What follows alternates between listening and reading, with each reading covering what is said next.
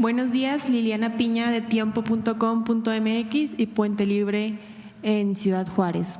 Presidente, retomando un poco el tema del padre que fue asesinado en San Cristóbal de las Casas en Chiapas, preguntarle, este tema se tocó en la mesa de seguridad y qué reporte le dieron, que van a dar pronto con los responsables y si se sabe, se tiene claro cuál pudo ser el móvil del caso y también si va a pedir a la Fiscalía General de la República que atraiga el caso.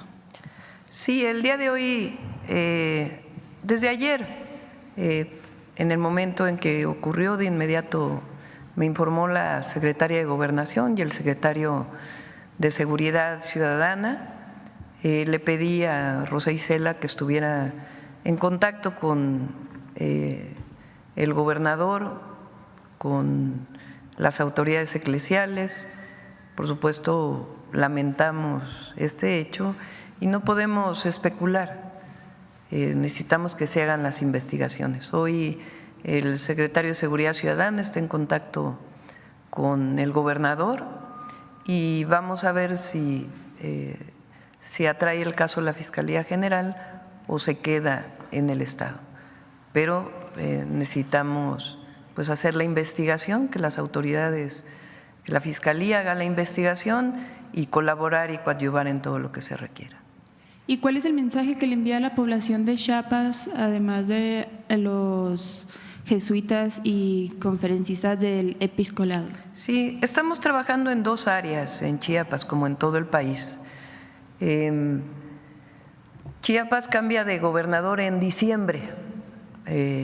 Hay 3 estados que no modificaron sus constituciones para el cambio de gobierno, ajustándose al cambio presidencial. Son Veracruz, Puebla y Chiapas. Entonces estamos trabajando tanto con el actual gobernador como con el gobernador entrante, Eduardo Ramírez, y Rutilio Escandón.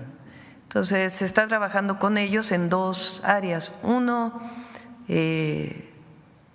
una intervención social de apoyo, de atención a las causas, y por otro lado, pues de investigación e inteligencia para poder hacer las detenciones. Entonces, se está trabajando en ese estado como en otros. Muchas gracias. En otro tema, Presidenta, ayer la Fiscalía dio a conocer que Héctor Melicio Cuen fue asesinado en el rancho, en donde secuestraron a Ismael El Mayo Zambada, esto el pasado 25 de julio. Preguntarle, Presidenta, si insistirá a Estados Unidos sobre el informe del caso y si se realizará una colaboración también con Estados Unidos para la investigación, y también saber si van a iniciar investigaciones del gobernador o si ya dio una declaración. Le corresponde a la Fiscalía General de la República. Ellos también con apoyo de las instituciones del Ejecutivo, cuando se solicita, hacen esta investigación y hacen este hallazgo, de inmediato lo comunican y la Fiscalía General de la República sigue haciendo sus investigaciones. Ya hay autonomía y tiene que seguirlas haciendo. Por otro lado, sigue pues la petición al gobierno de Estados Unidos para que se informe cómo fue esta detención. Esa solicitud sigue. ¿Ha tenido un contacto actualmente después de esa investigación con el gobernador? Sí, hay contacto como con los 31 gobernadores y la jefa de gobierno en los temas institucionales que hay que tratar. Y por último, Presidenta, los magistrados y jueces del Poder Judicial desde hoy darán una conferencia matutina en el mismo horario de su conferencia. Saber cuál es su opinión al respecto. Gracias. Pues están en su derecho. Valdría la pena saber por qué están en paro y siguen cobrando sus salarios.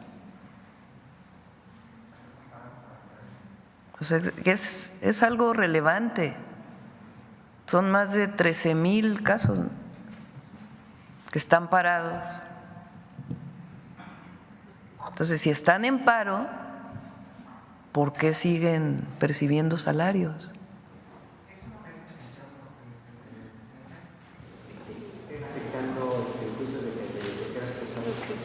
O sea, están en paro. De todas maneras, reciben este amparo en particular, ¿no? Bueno, si están en paro o no están en paro. Porque algunos casos sí los tratan y otros no. Y segundo, ¿por qué están percibiendo sus salarios si están en paro? Cuando un trabajador o una trabajadora se va a huelga de acuerdo con la Ley Federal del Trabajo, no recibe sus percepciones. Entonces sería muy bueno que le contestaran al pueblo de México, porque ellos reciben un salario de los impuestos de las mexicanas y mexicanos. Entonces valdría la pena que lo explicaran, pero están en su derecho de hacer conferencias y nosotros, bienvenido, que es la libertad de expresión.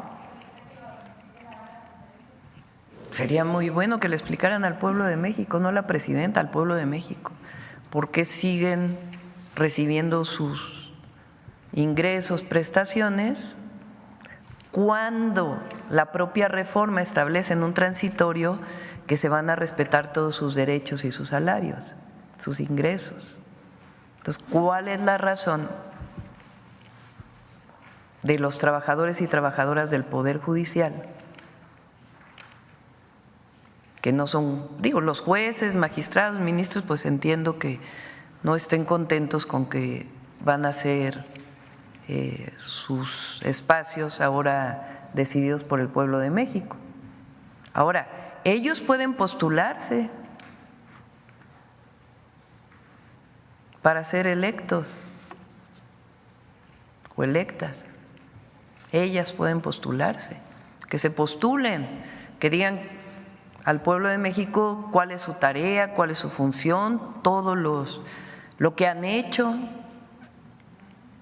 si tienen un buen trabajo, si son honestos, si hay una historia que los respalda, que la respalda, pues el pueblo de México muy probablemente vote por ellos, por ellas.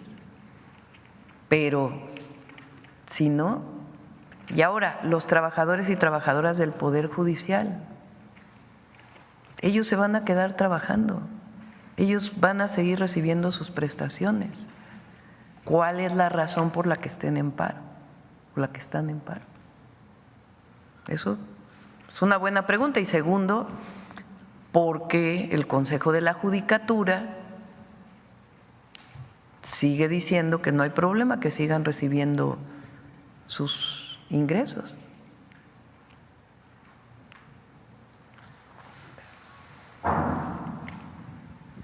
Gracias, presidenta. Muy buenos días a todas y a todos. Liliana Noble, de Pulso Saludable. Sobre esta reforma en las escuelas, presidenta, ¿qué va a pasar si mamá o papá deciden enviarle un lunch no saludable que contiene estos ingredientes críticos que le llaman los expertos a las niñas, los niños, los adolescentes, y lo come ahí en el salón o en la hora del recreo? ¿Va a tener alguna invitación a que no hagan esto? Y también saber qué va a pasar con los que venden afuera. De pronto no todo lo que vende tiene etiquetado con sellos de advertencia, pero sabemos que son frituras que están hechas con grasas trans que producen elevado colesterol en la sangre y son causantes de hipercolesterolemia, y esto genera infartos. Esa sería mi primera pregunta. Gracias. Sí, por eso Mario planteó, si quieres comentar también, Mario, son 180 días para que entren las normas, para que sean, digamos, obligatorias ya, 180 días. ¿Qué se va a hacer en este proceso? Pues un proceso educativo, de formación, de capacitación, de información, de tal manera que en las cooperativas de las escuelas se conozca. Es mucho mejor comer un taco de frijoles que una bolsa de papas. Es mucho mejor un agua de Jamaica que un refresco.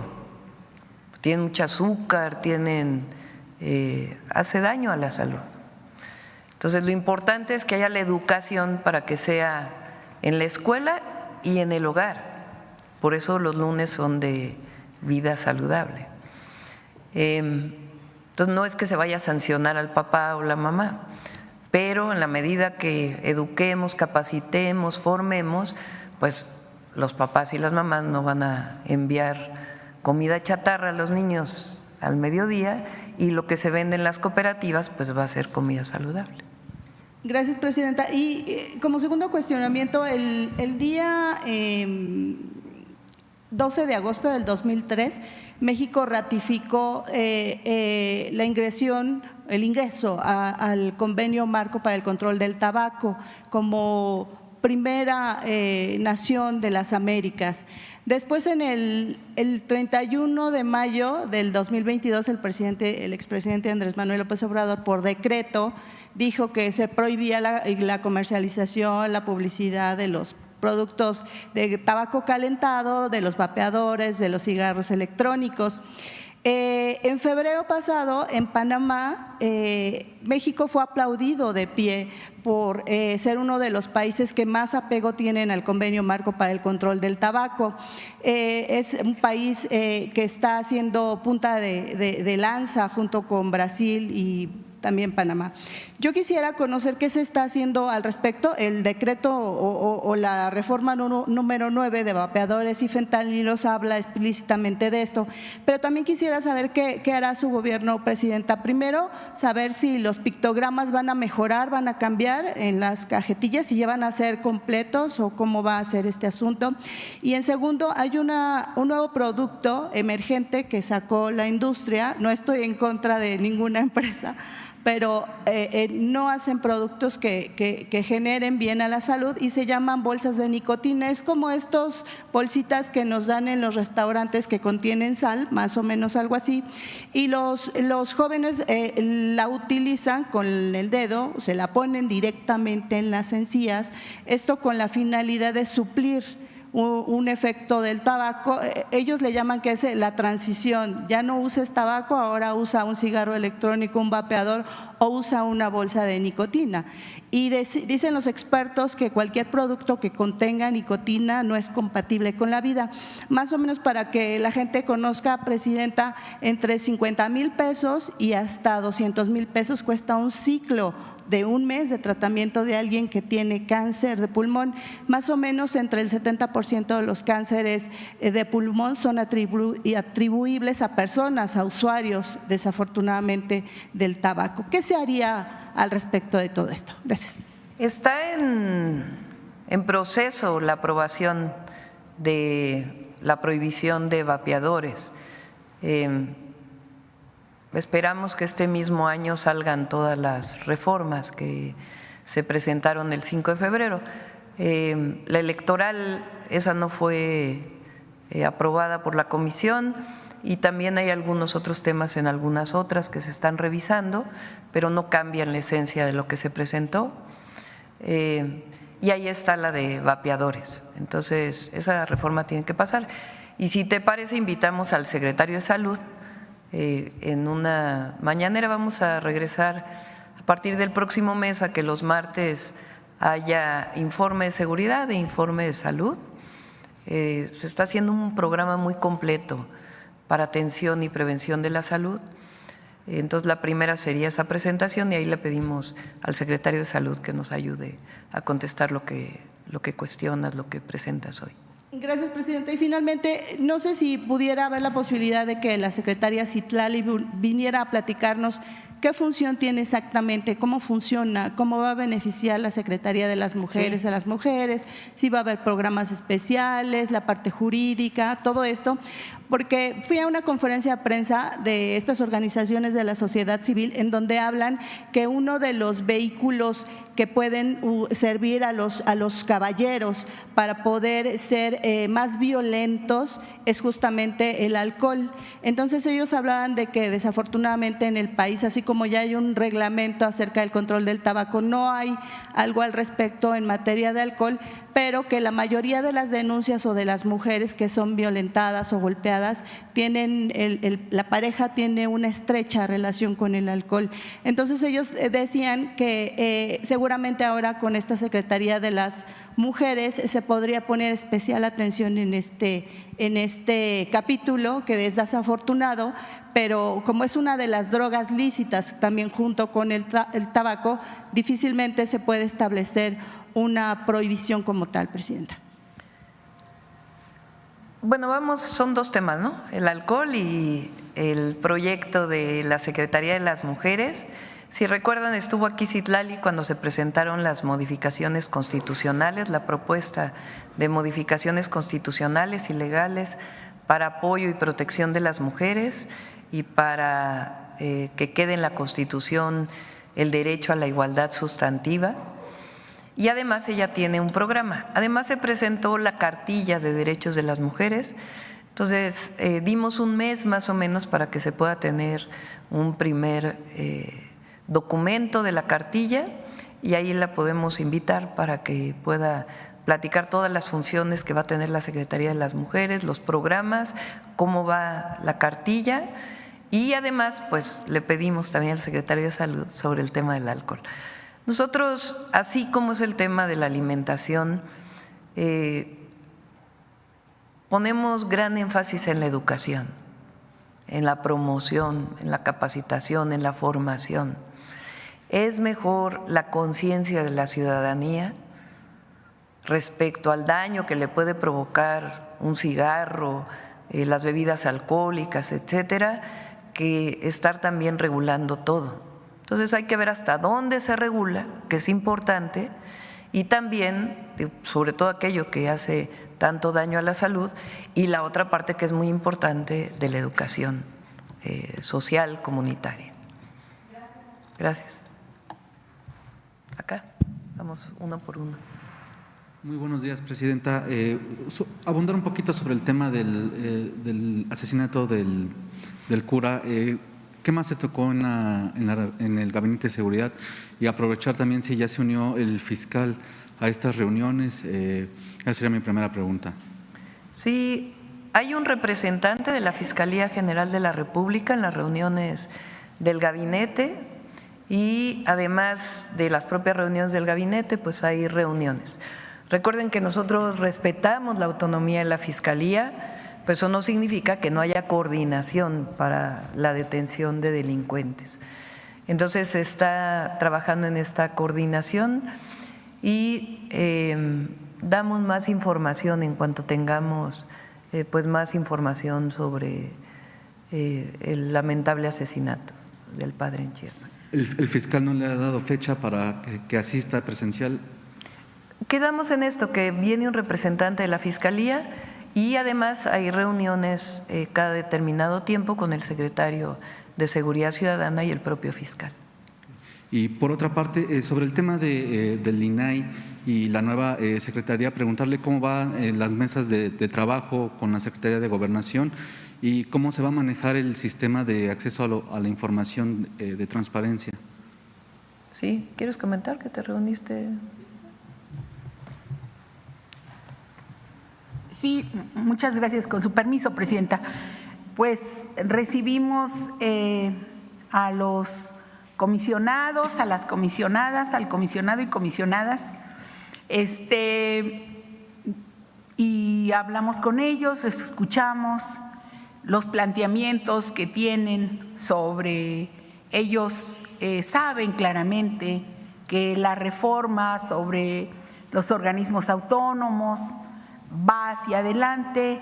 Sin embargo, a nosotros nos instruyó la presidenta Claudia Sheinbaum de escucharlos y de tomar en cuenta lo que ellos estaban planteando. Entonces, bueno, ellos hicieron diversos planteamientos y pues a la Secretaría de Gobernación le tocó la recepción de ellos, y quedamos de que si tenían algunos otros comentarios al respecto los recibiríamos, pero les dejamos muy claramente en la mesa que la ley sobre la reforma a los organismos autónomos y a los órganos autónomos va hacia adelante. Eso es básicamente. Y bueno, fueron muchos planteamientos, duró un poquito más de una hora y pues es diálogo que se lleva de la Secretaría de Gobernación con muchos otros organismos y lo seguiremos haciendo. Y disculpe, ¿se analiza que estos funcionarios estén trabajando ahora en esta actual secretaría o sería personal nuevo? Son consideraciones que van a tomar la Secretaría de la actual Función Pública y próxima Secretaría Anticorrupción, entonces, y Buen Gobierno.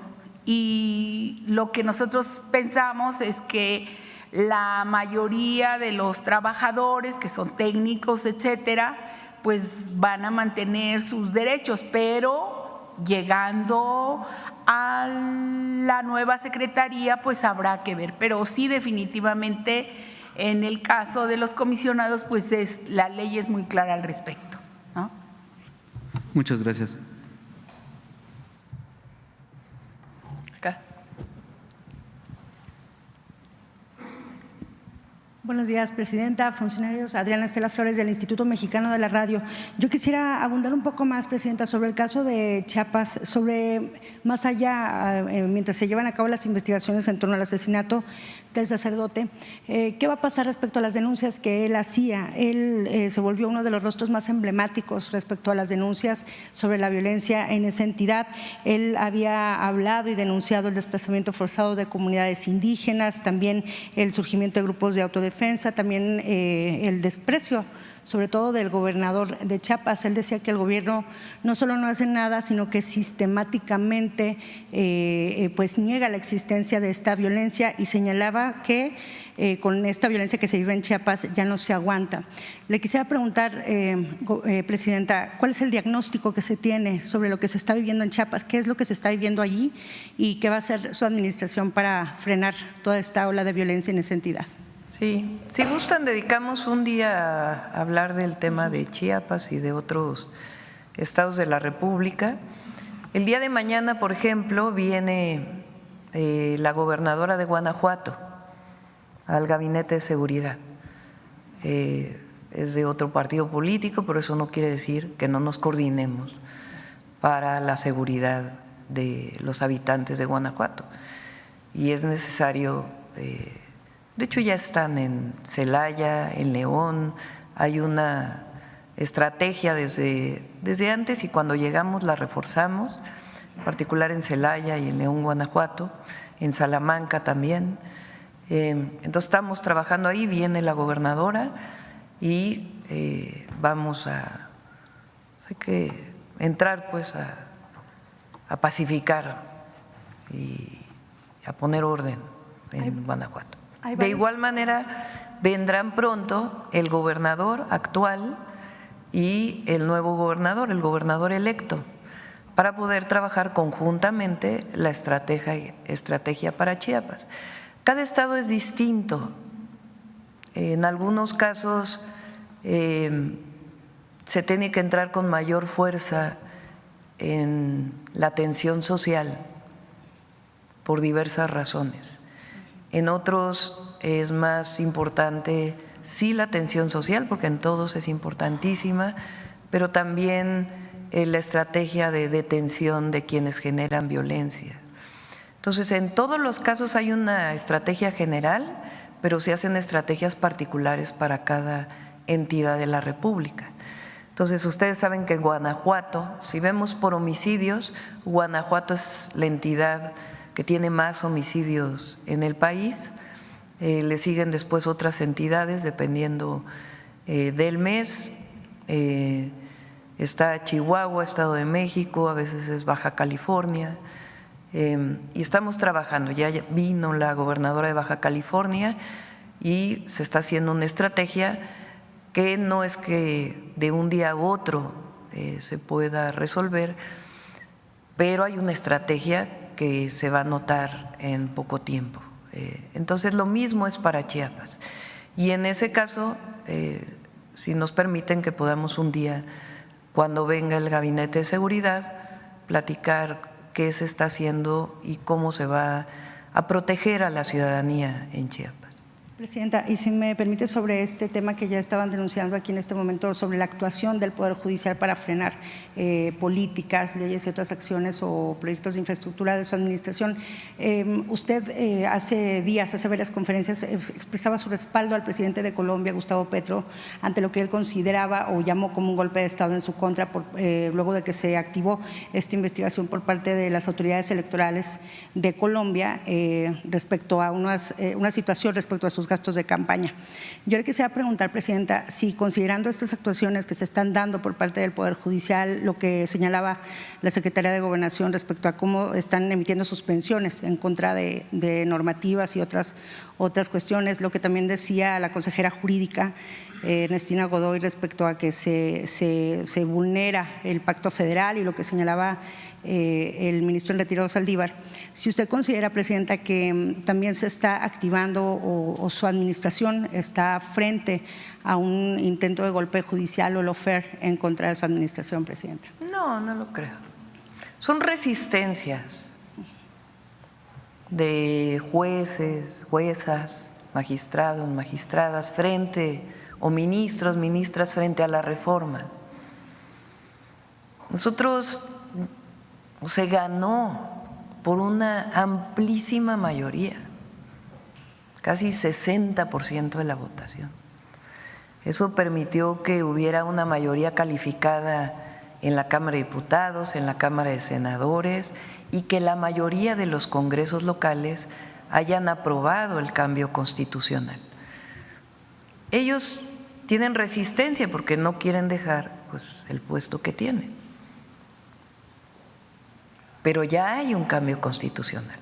Lo que desde nuestra perspectiva no está bien es que desde la propia Corte o los propios jueces violen las leyes que son tan claras. O sea, se está queriendo poner que la presidenta está en desacato, cuando los primeros que están violando las leyes y vulnerando el Estado de Derecho son los propios jueces, juezas. No solo por todo el planteamiento que hizo aquí la secretaria de Gobernación, que se había presentado previamente, sino en particular violentando la ley de amparo. Un juez, una jueza que responde frente a una suspensión que le permite la ley de amparo, no tiene cualquier atribución, ellos tienen que cumplir con la ley. Entonces, ¿cómo admite un amparo cuando la ley de amparo, en su artículo 61, dice claramente, en su artículo primero, que el amparo no es procedente para cambios constitucionales? Entonces, ¿a qué estamos llamando? A que cumplan la ley. Los jueces y juezas son los primeros que deberían dar el ejemplo del cumplimiento de la ley. Y no la cumplen. Por eso es la reforma al Poder Judicial, porque hay mucha corrupción en el Poder Judicial, porque corrupción es tanto quien recibe dinero para hacer una sentencia como quien viola la ley. Entonces la jueza está violentando su propio carácter. Entonces, por eso hay una reforma constitucional. No es menor reformar la Constitución. Se reformó la Constitución para hacer una reforma energética que desnacionalizó Pemex y Comisión Federal de Electricidad. Lo hicieron ¿cómo? A través del 135 constitucional. Se reformó la Constitución para privatizar los ferrocarriles, para privatizar el ejido. Se reformó varias veces la Constitución, nada más que fue en contra del pueblo de México y de la nación, pero se reformó. Ahora se reformó la Constitución con el mismo procedimiento, nada más que si es una transformación profunda. ¿Por qué? Porque cambia por completo el Poder Judicial. ¿En qué cambia? pues que ahora va a decidir el pueblo quiénes van a ser los jueces, las juezas, los ministros, las ministras, los magistrados, las magistradas. ¿Cómo va a ser eso? Pues con un procedimiento. Para empezar, tienen que tener 9 de promedio. Fíjense, eso dice la Constitución. Quien aspire a ser juez, jueza, magistrado, magistrada, ministro, ministra, tiene que tener al menos 8 de promedio en su carrera y 9 en la materia a la que va a aspirar a ser. O sea, ya nada más las calificaciones. Pero además tienen que entregar cartas de recomendación, tienen que hacer un ensayo, tienen que presentar su currículum. En el caso de magistradas, magistrados, ministras, ministros, tienen que tener un antecedente de haber trabajado en áreas afines. Va a haber un comité que va a asegurarse de que todo lo que están presentando es válido. Va a haber incluso entrevistas de estos comités que tienen que ser de personas honestas y capaces en sus áreas. Se presenta por el Poder Judicial, por el Congreso y por el Ejecutivo y después va a votación. Entonces, todo un procedimiento. ¿Qué quiere el pueblo de México? Un Poder Judicial honesto, que permita que haya justicia en el país. La Cuarta Transformación esencialmente es un movimiento por la justicia social, por la justicia para las mujeres, por la justicia ambiental y por un sistema de justicia en el país que le dé justicia al que menos tiene, que trate por igual al que menos tiene que al que más tiene, que no tenga que pasar por un proceso mercantil corrupto para poder ganar un juicio y que sea democrático. Si ya se elige a la presidenta, al presidente por el voto popular, a los diputados, diputadas, senadores, senadoras por el voto popular, ¿por qué no bajo este procedimiento puede elegirse al Poder Judicial con el voto popular? Entonces son resistencias de ellos, pero esas resistencias no tienen ningún sustento jurídico. Pero la reforma al Poder Judicial va porque así lo quiso el pueblo de México.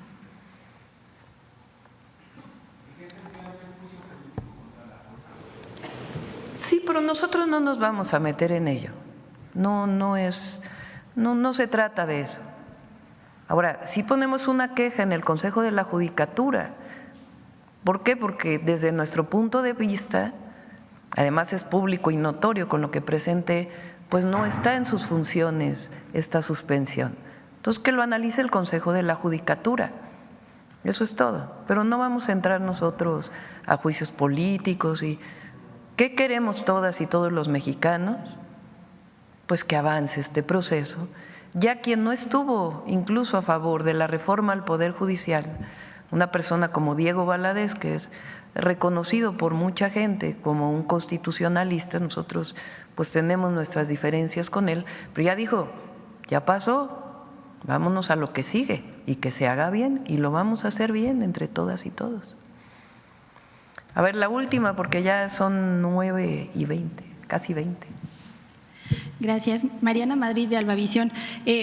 Presidenta, retomando un poquito lo que dijo la Fiscalía General ayer sobre el caso de Héctor Cuen, ¿no sería necesario pues urgir una reforma a las fiscalías para evitar la corrupción, para evitar que se repita una situación así? Vamos por el Poder Judicial y después se analizarán fiscalías, juzgados cívicos, todo el sistema de justicia en nuestro país. Pero vamos primero por lo primero.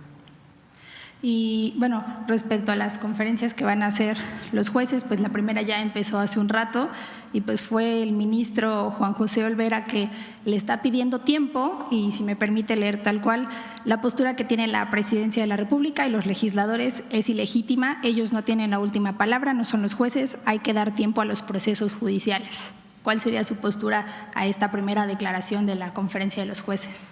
Ya hubo una reforma constitucional, ya es parte de la Constitución.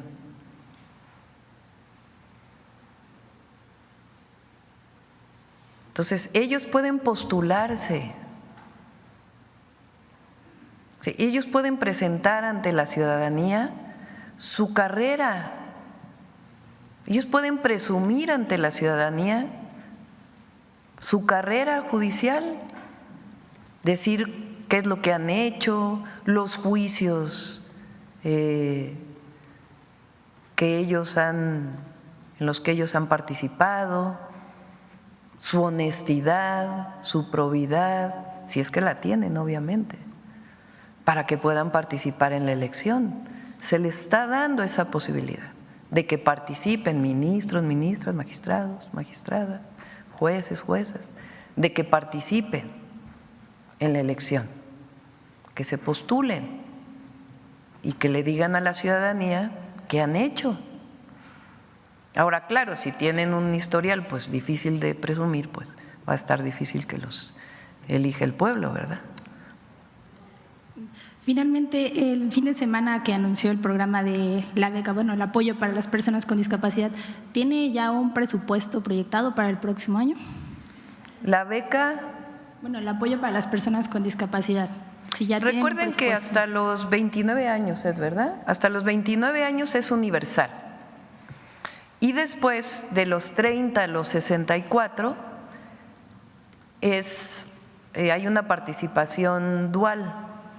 Por ejemplo, cuando era jefa de gobierno en la Ciudad de México, firmamos un convenio con el entonces presidente Andrés Manuel López Obrador para que la mitad la pusiera el gobierno de la ciudad y la mitad del gobierno federal, de 30 a 64. Firmamos con Tabasco, que no lo tenía, ya con el gobernador Javier May, y firmamos también con el gobernador de Yucatán, para que a partir del próximo año ya sea universal la beca por discapacidad. ¿Quieres comentar cuántos recursos se destinan a la beca? Anualmente, para este 2024 tenemos 26.500 millones de pesos, de los cuales 23.000 millones son para la pensión universal para los menores de 30 años y 3.500 millones es la aportación del gobierno federal al fideicomiso para el bienestar en materia de discapacidad, que es donde depositan los estados los recursos y también la federación, y ya se hace una suma para entregar la pensión universal ya en 23 estados, bueno, 21 actualmente, y se sumaron estos dos que ya informó la presidenta y esperamos que se sigan sumando los que todavía faltan. Gracias.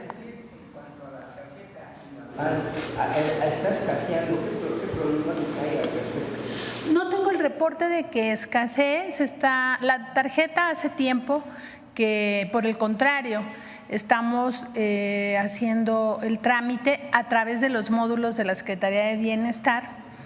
Antes se hacían 100,000 credenciales al año, hoy ya estamos llegando a 4 millones de personas que tienen ya la credencial de INAPAM desde hace 2 años que ya lo tomamos en la Secretaría de Bienestar. Se distribuye en todo el país, hemos distribuido 30 millones de credenciales para que puedan usarse en los módulos. Alguna situación pueden llamar a la línea de bienestar o por la página de la Secretaría, pero funciona de manera regular. Esto porque hay letreros específicamente en la zona de la callerita donde dice no, por el momento no hay. Bueno, lo vamos a revisar, pero es un trámite muy regular que además buscan mucho a las personas adultas mayores porque les ofrecen descuentos, les ayuda para su economía. Con permiso. Gracias.